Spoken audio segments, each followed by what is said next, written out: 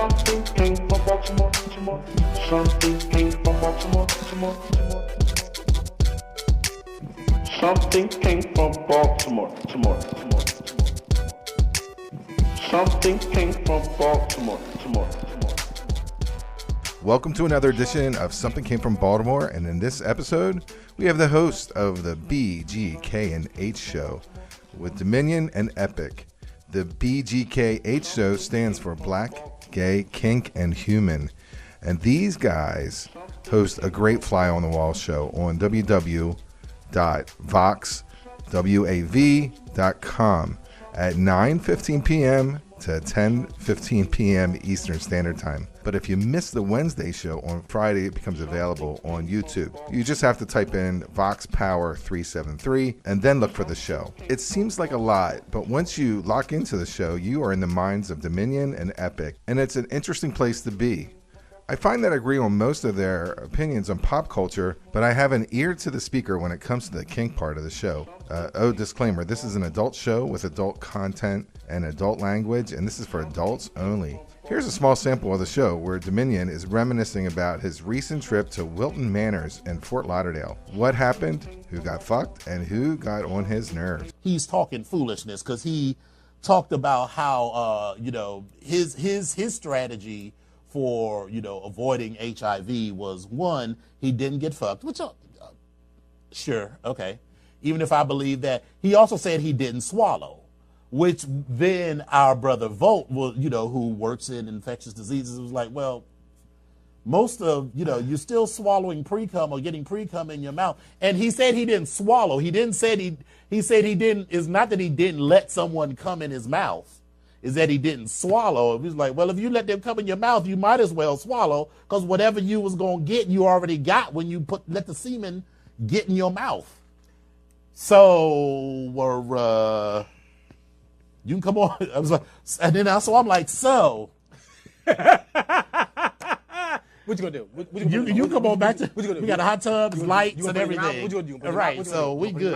And then he was actually there with some other friends who were actually a little pissed off that our superior Mac skills had pulled him away from them. And we weren't even necessarily trying to Mac, but it was me, it was Legionnaire, it was Volt, and it was Disciple, and plus these two dudes from Mexico. We had all been drinking, and we were all just sort of fucking with him. But if he had come back to that to our pool, he was gonna get fucked. He was gonna get got good. Yes. Yeah, got good. Multiple times. But his friends were like, we gotta go. He was like, okay, girl, not that pressed. I mean, this is just like a game for us. It's like cats toying with a rubber mouse. I mean, we weren't really trying to do it, but if it turned out to be a real mouse, we would have ate it. The BGKH show is a big hit. When I interviewed these guys, they've just finished their 36th episode of the show, and there seems to be no end in sight. It's the chemistry of Dominion and Epic that propels the show. A quarter dose of being super smart and quick-witted, a quarter dose of tell it like it is reality, a quarter dose of shade, and a quarter dose of the unknown. Unless you're invited to their world of kink, their conversation is all insider chatter. But if you are not hip to that kink, then it's more of a learning experience. You know that you want to party with them, but you just don't know what will happen. And while Dominion and Epic are black, gay, and human, they are kinky. Both are members of the gay black kink group called Onyx, which we'll be discussing later in the interview. As Americans have softened their puritan stance on sexuality over the years, it's been the gay community who's been in the forefront of the sexual revolution. It's been the gay community that has developed the poly and triad relationships. They've pushed the gender boundaries, and recently I read an article, How to Have Healthy Anal Sex with Your Husband, in Cosmo. And now, 50 Shades of Grey introduced the housewives of Middle America to the world of kink. If you bought yourself a dildo in the past to improve your sex life, you just might be kinky. Who's giving the orders? Who's running the show? Welcome, Dominion and Epic, to Something Came from Baltimore. What do you guys think about the mainstreaming of kink in general? Well, I think that, number one, it's about time, because I feel like it's kind of like America's dirty little secret. And even if it's not just America, you can start to talk about specific communities, within the gay community. It's like the dirty little secret of being kinky, and and again in the hetero community being kinky. So I mean, I'm all for it. I wish that it would happen sooner, and I wish we would actually have more conversation about it out in public, out in the open, so that it's not such a taboo subject. Yeah, I definitely agree. I think it's good that, gays are on the forefront. I think the problem that we are running into is that there's the possibility of things getting diluted, like so many things, where gays are on the forefront. As soon as, the mainstream community takes it over, it becomes diluted and watered down. The same, you could see that with 50 Shades of Grey. There's so much that was going on there, and there were lots of conversations that weren't being had around informed consent and, what even is kinky and the difference between what's kinky and someone who's just like a stalker and a sociopath. Yeah, I think that was more of the shock value of that movie is that the guy was just basically emotionally unstable, and so that they're equating being unstable emotionally and kink at the same time.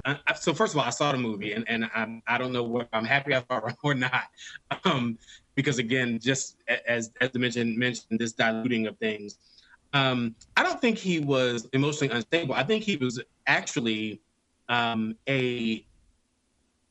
that has been in the kink world or a kinkster, if you will, for quite some time. And I think that he did not anticipate that he was going to have the emotions that he did for this woman.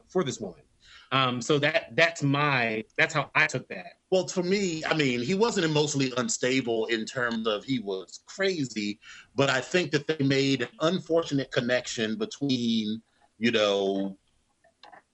things that happened in his childhood, and that's what led him to kink. Yeah. And I think that was but an uninformed person's view of why people become kinky, which is, he was abused or he was sexualized early, and therefore he turns to this alternative sexuality as a way of dealing with that. And maybe that's true. Maybe there are some people who like to spank or be spanked because they're working through some trauma, but some people just like that. Right. Mm-hmm. And I think that is my point. Mm-hmm. My point is that, again, his intentions were not to fall in love. His intentions were his intentions were to find a partner or a play partner for that evening or for whatever that time frame was, right, and walk away, and that was it.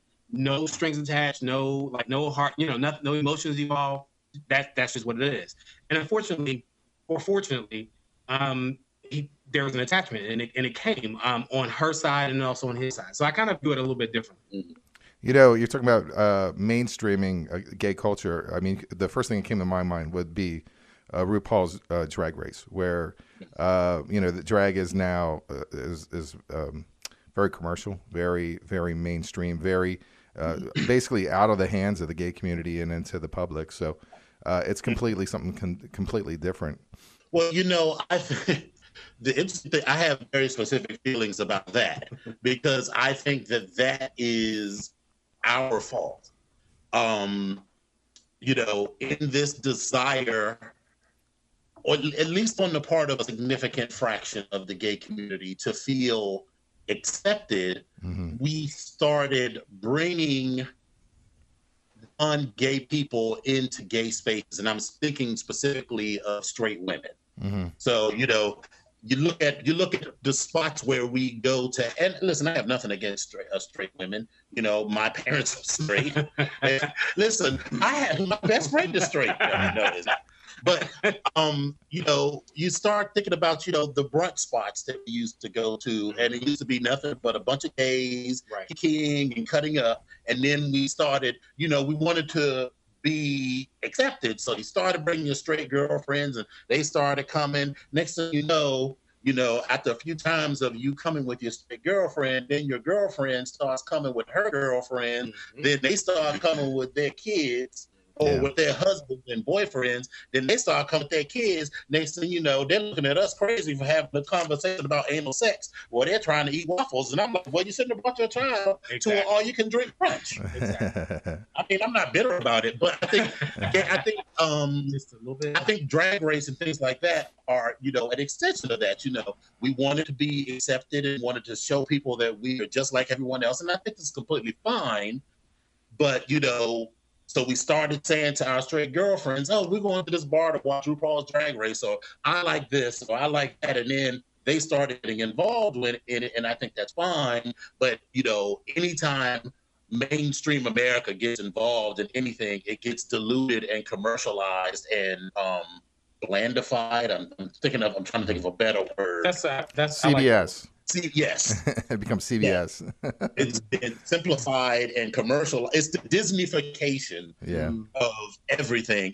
You look at New York City. I mean, New York City used to be like this dirty, seedy ass, nasty, completely fun, awesome place. Now it's like a Disneyfied version of it. I remember, you can't even go to the little corner store. Remember how all the corner stores on Christopher Street, you could see Inches and Black Inches and Honcho and Blue Boy just in the window. And my first time I went to New York, I was like, they just saw porn magazines in the corner stores. Yeah. And there were like porn videos, just, you could get your Charmin, you could get a soda. A piece of fruit. And also get your Black Inches. Exactly. It was like, wow, this is incredible to me. It was a completely different feeling. Like I remember even the first time I went to New York, and it was late 80s, early 90s, as an adult, fully realized gay male, coming into my gayness, completely different. Just the sense of pride on the street, the people marching up and down, and people feeling like this is our area. We can do whatever it is that we want to do, and I can be whatever I want to be in this area. Free about that. And I felt that as I was walking through that area. Who's giving the orders? Who's running the show? So I wanted to talk a little more about the kink world, and I apologize at this point because I'm not extremely knowledgeable. So when I ask a question, I just understand that I'm interested, I'm excited, I'm dumb. With Onyx, the group, it feels like it's like a Freemasons group. I know I've asked questions before to my friends. What happens, what goes on. I don't really get anything. So could you explain what that group is? So here's the quick and dirty of what Onyx is. Onyx is a leather fraternity for gay and bisexual men of color. The motto of the organization is to educate, explore, and empower. And so we have several members across the country that are full brothers, and we also offer an associate membership where you don't necessarily have to be a gay male or identify as a gay male or be a person of color to be an associate. Dominion actually is one of the founders of the Onyx Mid-Atlantic chapter because there are 9 other chapters, and for the most part, we tend to look at it as a family atmosphere, even though it is a fraternity and we have a family feel and we are kink centered and leather focused, and it's a lot of different things, but it is definitely not what people perceive us to be, which is a sex club. But again, it is definitely a space for and be sex positive about whatever it is that they're into. So to echo what Epic said, to people on the outside, it seems like there's something secretive because unlike other leather clubs around the country, at least from what it seems to me on the outside, is that, they form some friendships and whatever, but there isn't the level of intimacy that you see among us, is because kink and fetish and all of that is really just a lens through which we focus our friendships. And it's because I can be my 100% authentic self with you. Let's say that I was into, some of the more extreme fetishes, like, I'm into blood play. And I'm not saying whether I am or not, but let's say I was. And to have people who were just a few months ago, or even a few days ago, or a few minutes ago, perfect strangers, be like, oh, okay, that's completely cool. Right. And even if they aren't into it themselves, they completely accept me for who I am. that is a jumping off point for me to be intimate with other things in my life. Right. And that forms bonds that are really sort of unshakable. That's Right. why our organization has lasted for almost 25 years, because there's no one there.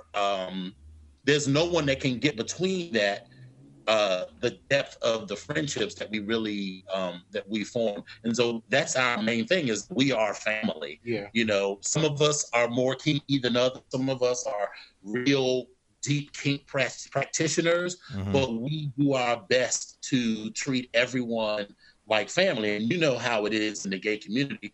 We're all chosen family. Who's giving the orders? Who's running the show? Now, I am someone who is joining your group.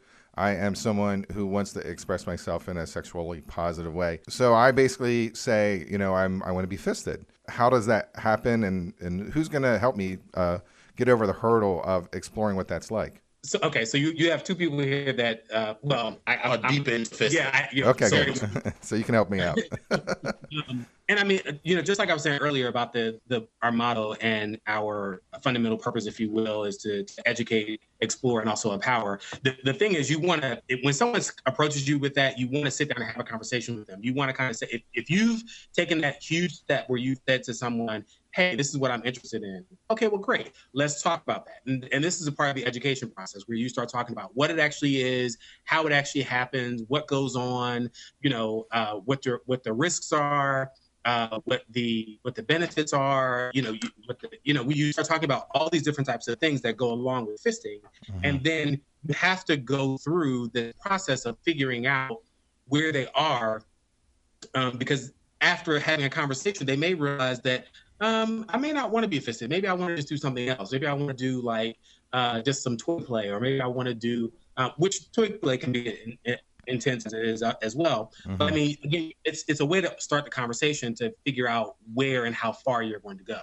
And so if you are actually interested in that, then definitely talking to people before you make that first endeavor and making a connection with someone to feel comfortable, so that your first time when you start to explore it, you are comfortable and you are able to ask questions and you're able to just be yourself in that moment, but also absorb everything that's going on. I mean, that's important. So again, everything's, we even mentioned earlier when we were talking about shade of gray, it's about consent and having these conversations ahead of time. This is what this is. It's about having conversation ahead of time. And those are questions that people ask and say, well, how does that happen? Like, a fisting. Oh my God, I want my butthole to be that wide. It'll never go back and I'll never be able to do this, that, and the other. And it's like, the human body is amazing. Like, yes. You need to really understand what it is that goes on during this process. So, you know, again, that you just start that conversation. It's to add to that, it's also important that you or that I or that the person to whom you have revealed this respects that and does not come at you necessarily in a sexual way, because you are asking for information, right, and expressing something about yourself. That doesn't mean that you are saying, I want you to fist me. It just, you're saying that I have an interest in this sort of thing. And so that is one of the things that we teach as well, that, you know, every opportunity that you meet someone, even if it is a kink that you are interested in, it's not an opportunity to add to your stable or do whatever. Sometimes people simply want knowledge, and you typically treat everyone like they're only there for knowledge. And if, you know, the conversation progresses and they say, well, you know, I trust you and I'd like for us to play together, then that becomes another series of conversations. Yeah. Okay. Who's giving the orders? Who's running the show? If you just joined us, you have the host of the BGKH show, Epic in Dominion, on the phone, and we are chatting about the show and the kink in general. What is someone who's new coming up to you and saying, I want to talk more about this? Well, to me, You've approached, this is one of the subjects where you've approached it from a couple different angles, because although we there's a kink that we share, we kind of approach it from two different viewpoints. I have a persona that precedes me, and that doesn't necessarily mean that you know anything about me, but there is a certain energy that I give off. Well, what I'm saying is that the people, when they approach me, they're often not quite sure what it is that they want, but they know that I might be the person to give it to them. And I'm not saying that with any arrogance, but my name is Dominion because that's just sort of the general attitude and the way that I approach the world. And some people are drawn to that, and sometimes they can articulate why it is, but sometimes they cannot. And I view it as a privilege to be able to help them through that journey of knowledge and exploration. Do I play with some of the people? Yes. But in the beginning, it's always about what is it that you are trying to get. So, some people come to me and they're very submissive. And so they're drawn to that energy and they're drawn to the strength that I project. Some people are more dominant and they come to me because they see the way that people react to me and they want people to react to them the same way. So for Epic. Well, I was also going to say that we are approaching it because we're two different people. It's approached from two different angles as well. Another side of it is whether you are sadist or whether you are a masochist. And so it just kind of depends, because for me, transference of energy, along with the pleasure that goes along in doing and or watching someone get pleasure. So that's kind of the viewpoint that I think that separates us as far as this particular game. Now, Dominion, you just wrote an article, and I had the first paragraph. As a sadist, I get off inflicting pain on others. I like humiliating them, degrading them. It makes my dick hard. The more that they are distressed and the more vocal they are about the distress, the more I like it. I am an emotional vampire. A sadist seeks out masochists, testing the limits of pain and endurance so that I can be sustained by their psychic energy. Could you talk more about that? Sure. And I'm a writer. I mean, as I talk about on the show, I have a blog and, I've written books and, other articles and things. So I've been writing since I was 7 years old. So this is just an outgrowth of that. And as I become more kinky, my writing has, focused on, whatever my life is at that point. In terms of my life as a sadist, I realized early on that the things that really turned me on, even when I was much more vanilla, were people who were vocal. Like what made my dick the hardest was people who were vocal. Sadism to me is about getting you to overcome your natural aversion to doing something. And I don't mean that in like a creepy, non-consensual way. But, if someone hits you, your natural reflex is to not want to be hit again. But I get off on the intersection of you knowing that you shouldn't enjoy being hit and yet still standing there and allowing me to hit you. People are going to listen to this interview, and I think the judgier people, when people want to judge someone, they talk about HIV. And I'm sure you have a conversation with, the people on your group about prevention and what is that a discussion that you guys have really early, and PrEP is now, very popular, and is that discussed also with you guys? Well, okay. So number one, there's a huge difference between between play and having sex. You can play with someone and not necessarily penetrate or like swap body fluids, if you will. That's one thing. Then the other part of that is, if you are playing or even having sex with someone that is HIV positive, then we strongly suggest you have that conversation. You are comfortable enough to have that conversation with them and talk about your sexual history. I mean, if I'm going to put my hand in your asshole, then I need to know like what else is going on up in there. Like I need to know, what else is there, and vice versa. So I think you should have that conversation. I think PrEP is one of those things where it has started the conversation for people about HIV. well, I shouldn't say started the conversation, but it's kept the conversation going about HIV because I think people forgot about it for a while to say, oh, well, people are there, people are maintaining, they're living, they're doing whatever they need to do. But again, the infection rate was still climbing and climbing and climbing and climbing. Sure. And then with the advent of PrEP or the onset of PrEP and people starting to take it, you also have people that are saying, oh, well, I can actually have a quality relationship or a sexual encounter with someone where I can reduce my chances with other preventative measures such as condoms and everything else, and walk away very comfortable about that. So that conversation should be had up front, and yes, it should be had. And some of the judgy people, well, we're already used to the judgment because people are going to look at the things that we do, even, beyond penetrative sex and say, oh, what do you mean you like to hit people, or you like to be hit, or you like someone to piss on you, or whatever. And so they're going to judge on that level anyway. A lot of times that judgment, what's behind that judgment is fear and jealousy and insecurity. So it's easier to make fun of or ridicule someone who is exploring the truest essence of themselves versus doing that yourself. Sure. And we see that so many times, when people are judging us as an organization or judging the kink and fetish lifestyle.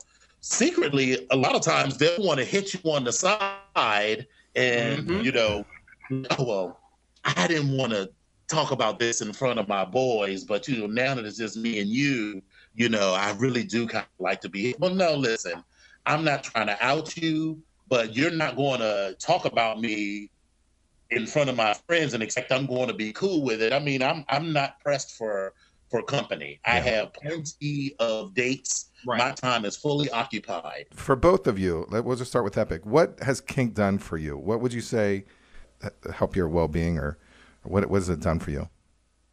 It actually made me a happier person. Not that I was unhappy, but when you're looking for a way to express yourself and you're looking for a way to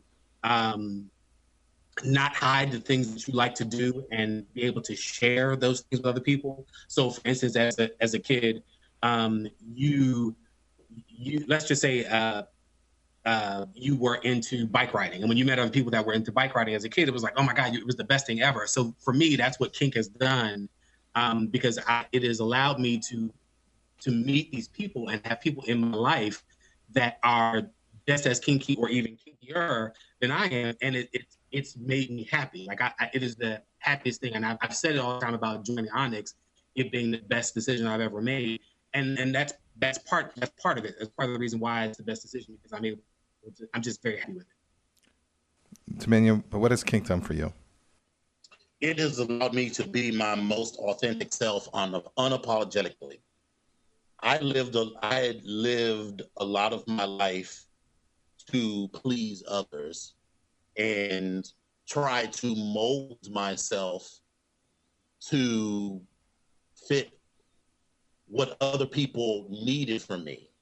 Being a part of Onyx has allowed me to delve deeper into who I am and to express that and not really give a damn about what other people think, because I know that there are people who love me for everything that I am. Mm-hmm. I remember when I was in college, this girl who was in a fraternity, I'm in this coeducational architecture fraternity. And I remember this girl asked me, she didn't ask me. She told me to stop being so loud because other people couldn't get a chance to shine. And I did that. I mean, people will say, did you really though? But in a lot of ways I did. And now I would never do anything like that. I would say to her now, that's not my fault that you aren't strong enough in your voice to say what it is that you think. And I can only do that because I know who I am, for one, and I have people who accept all of those things about me. Mm-hmm. I know that I'm loud. I know that I'm sometimes bossy, but in an organization of loud and bossy people, they all accept me, and no one has ever said, oh, you shouldn't be who you are because it makes me uncomfortable. Who's giving the orders? Who's running the show? Okay, we're going into the speed round. So what I did is I went into Wikipedia to pull up some terms. I'm going to quiz you guys on just the fact that the BDSM community.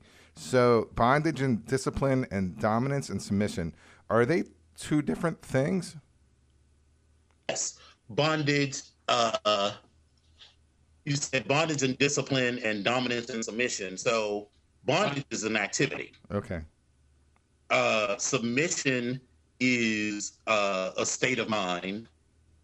Dominance is also a state of mind. And the other was submission again, wasn't it? Yeah. And sadism and masochism is the S&M. Yeah, and so sadism and masochism are they're also they're state of minds, but they're also state of minds activities. and their activities. Yeah. Who's giving the orders? Who's running the show? So for fisting, rosebud, is that, could you explain what a rosebud is? And is it a badge of honor for someone to have one? It depends on who you are actually fisting. A rosebud is where you have after you have fisted someone, it is a slight prolapse. Well, I shouldn't even say slight, but it's a prolapse with actually the anal cavity, the intestines, if you will. Not the anal, not the intestines. Not the intestines, but it's part of the anal cavity. The rectal cavity, excuse me, will come out, and because they are scrunched together on the outside of the anal sphincter, they kind of look like a actual rosebud, like an actual flower. Because it's round and has all these little divots in it, but that's really what it is. And it can be a badge of honor for some people.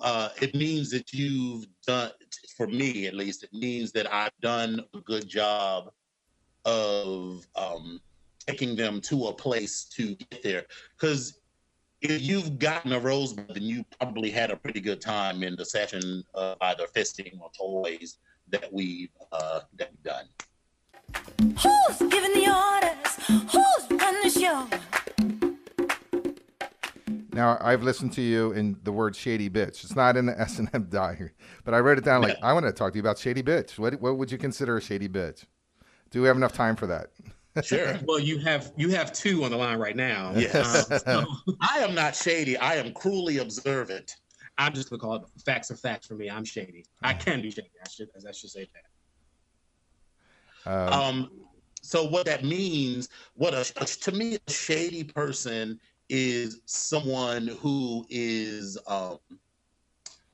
hurtful, purposely hurtful to others without some good reason. Now, sometimes the kids just need to be told who they are, and that might be hurtful. But you are doing it only with the purpose of hurting someone's feelings. Sometimes the truth is unfortunate and might be hurtful, but that's not necessarily shady. That's a read, which is it's not. I feel like this is. I feel like you should look up Dorian Corey. Right. I was saying we are doing Paris is Burning like part 3. Yes, I feel like you should look up Dorian Corey and Paris is Burning to get the difference between shade and read. Perfect. Who's giving the orders? Who's running the show? Can you explain a butt plug and how was that used? A butt plug is designed to fit inside. Well, designed to fit inside of the rectum, and it has a ratio of width to height that is closer to 1. I mean, if we're listen. I mean, I'm the pledge master. Listen, I'm the pledge master. You are, and this is that engineering side or architecture side of it. That was the technical definition. So, so the width is the width versus the height is less than 1 versus the dildo, where it's much greater than 1 because the width is relatively short and the length is much greater. So, can I explain to you in the non? Oh yeah, sure. Go ahead. Engineering terms, It's a toy for your ass. That's basically what it is. Yeah, but so is a dildo. So It is. it's a shorter version of a dildo. Yes. Yeah, I was under the impression that a butt plug is something that you can wear for like hours on end. Okay. Okay. All right. And also, the purpose of the butt plug is stimulation. The purposes of a butt plug and a dildo are both for anal stimulation. The dildo provides deeper stimulation, and the butt plug, in addition to stimulation, is also about relaxing the anal sphincter. Who's giving the orders? Who's running the show? Do you guys know what a cock cage is? Of Absolutely. course, Okay. this month is called Locktober. So if you go on to Oh, you're serious. Twitter and do hashtag Locktober, LOCKTOBER, you'll see lots of tweets and pictures of men with chastity devices. So a cock cage is just another It's a term for a chastity device. My slave is actually locked up. Who's giving the orders? Who's running the show? DM. Is it saying who? dungeon monitor? No. Dungeon monitor is the person whose job it is to enforce whatever rules have been established by whoever it is that's owning or sponsoring the play in the dungeon. So, there in some dungeons, there might be rules like there's no unprotected sex. So he or she, his or her job might be to make sure that there's plenty of condoms and lube around. Mm-hmm. He or she may also be there to make sure that there's full consent for all scenes, or that people are, for some deeper kinds of play involving things where people might not be able to speak or whatever.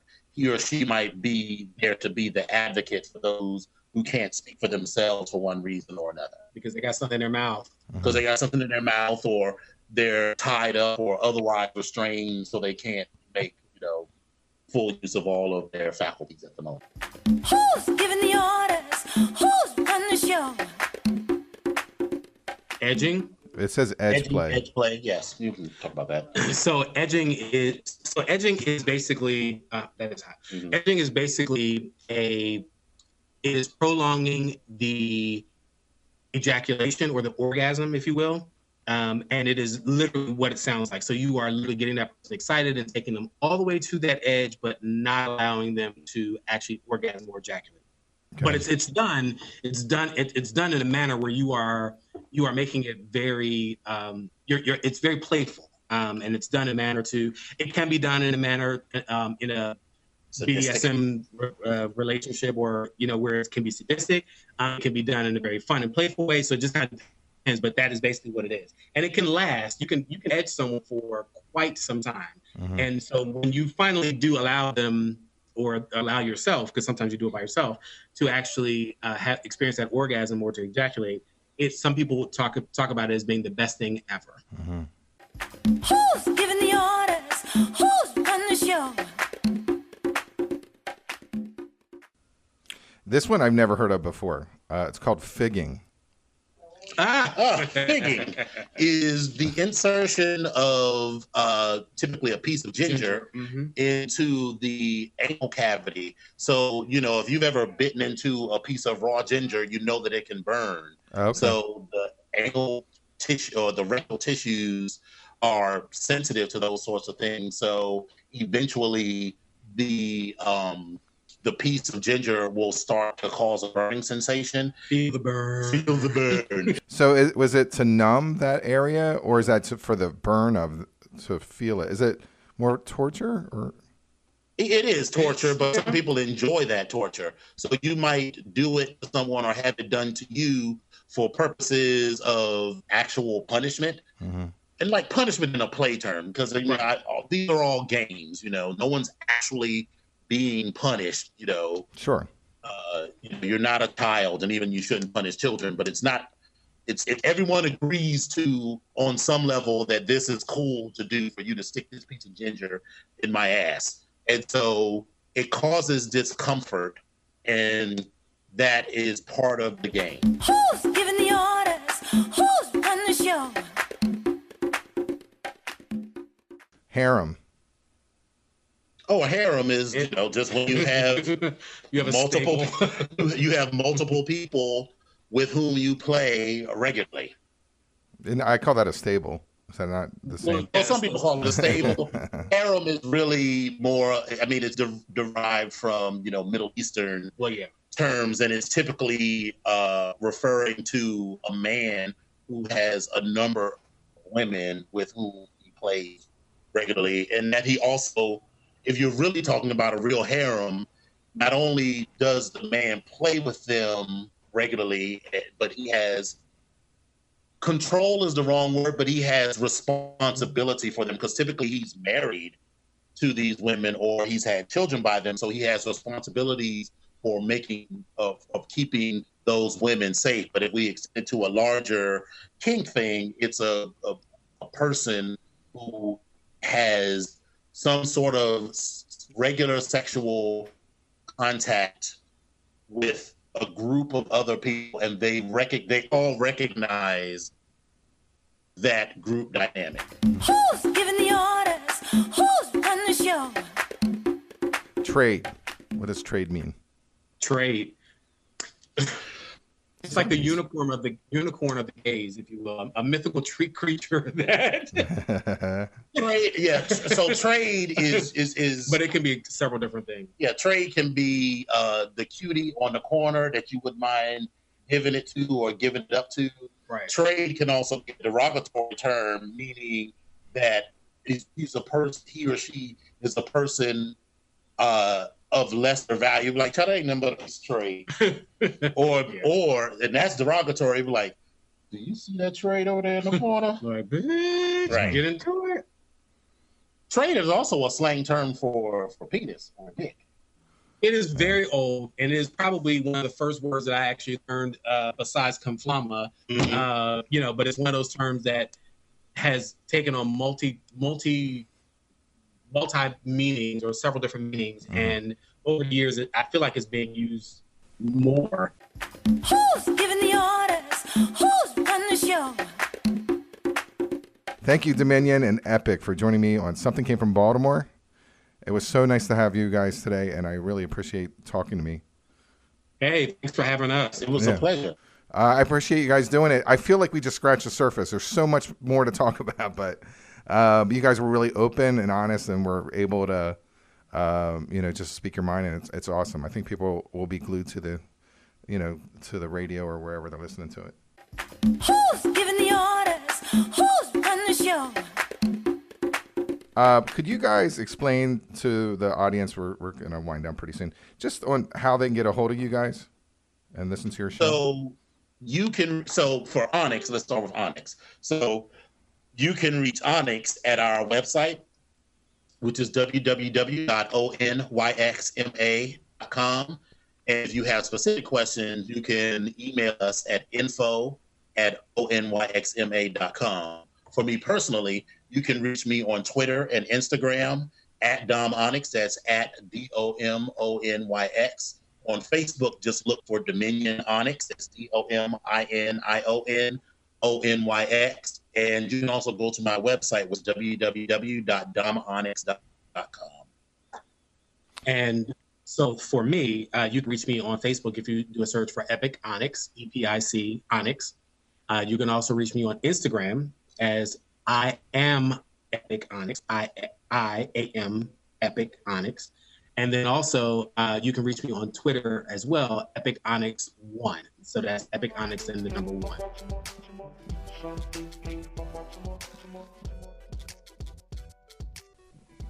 Listeners, thank you for listening to another episode of Something Came from Baltimore. I have work for you. Please go on Facebook under the Something Came from Baltimore page. Like it so you have the info of all the upcoming guests and shows. We are working closely with live venues, and we're hitting the road live. Also, subscribe to podcasts. The show's on iTunes, Podomatic, and YouTube. Something came from Baltimore, tomorrow. Something came from Baltimore, tomorrow. Something came from Baltimore, tomorrow. Something came from Baltimore, tomorrow. Something came from Baltimore, tomorrow.